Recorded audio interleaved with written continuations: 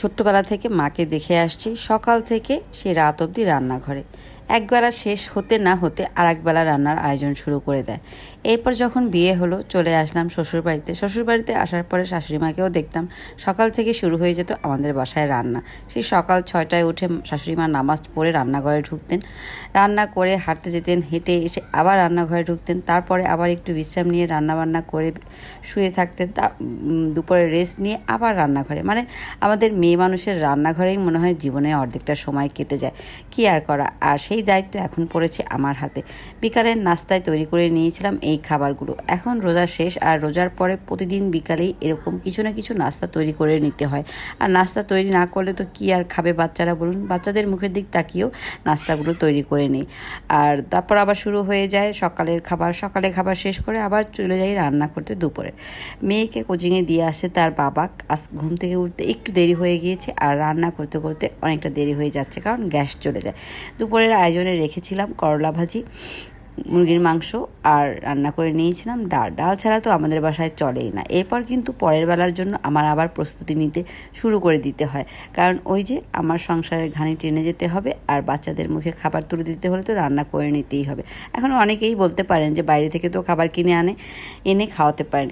ভাই, এখনকার বাইরে যে খাবারগুলো পাওয়া যায় তাকে আদৌ স্বাস্থ্যসম্মত বা মজার? বাসায় রান্না করি, কষ্ট হয়, তারপরেও মজার মজার খাবারগুলো পরিবারের প্রত্যেকটা মানুষের মুখে তুলে দিতে পারি। আমার বাসার সবাই আমার হাতের রান্না খুবই পছন্দ করে, তাই আমিও খুব মজা করে এবং খুব আনন্দের সহিত রান্নাগুলো করে থাকি। বাইরের খাবারগুলো কিনে এনে হয়তো একবেলা বা 2 বেলা খাওয়া যায়, কিন্তু প্রতিবেলা কিন্তু সেই খাবারগুলো খেতে ভালো লাগে না। আর আমি যতদিন পারবো এরকম চেষ্টা করে যাব। আমার শাশুড়ি মাও করেছেন, আমার মাও করেছেন। এভাবেই আমি আমার পরিবারের পাশে রান্নাবান্না করি বা পরিবারের প্রত্যেকটা কাজ নিজের হাতে করতেই বেশি পছন্দ করি। এই যে দেখুন, প্রত্যেকটা রান্না করতে কিন্তু খুবই অল্প সময় আপনাদের সাথে শেয়ার করছি, কিন্তু অনেক সময় লেগে যায়, কারণ গ্যাসের অবস্থা খুবই খারাপ।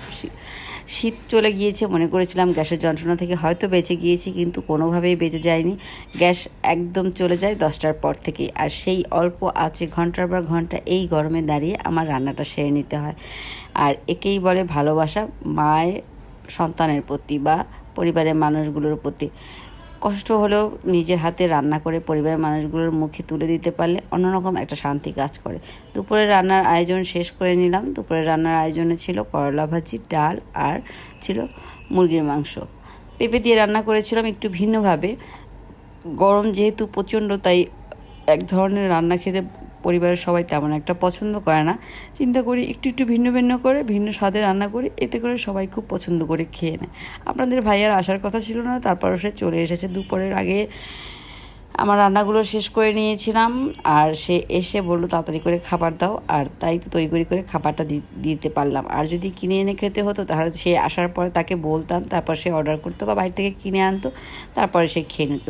কি আর করা, এভাবেই পরিবারের পাশে দাঁড়িয়ে নিজে হাতে রান্না করে সবাই মন রক্ষা করে চালিয়ে যাচ্ছি। তো আজকের ভিডিওটা এই পর্যন্ত। সবাই ভালো থাকবেন, আমার জন্য দোয়া করবেন। আপনাদের জন্য রইল দোয়া ও ভালোবাসা। আল্লাহ হাফেজ।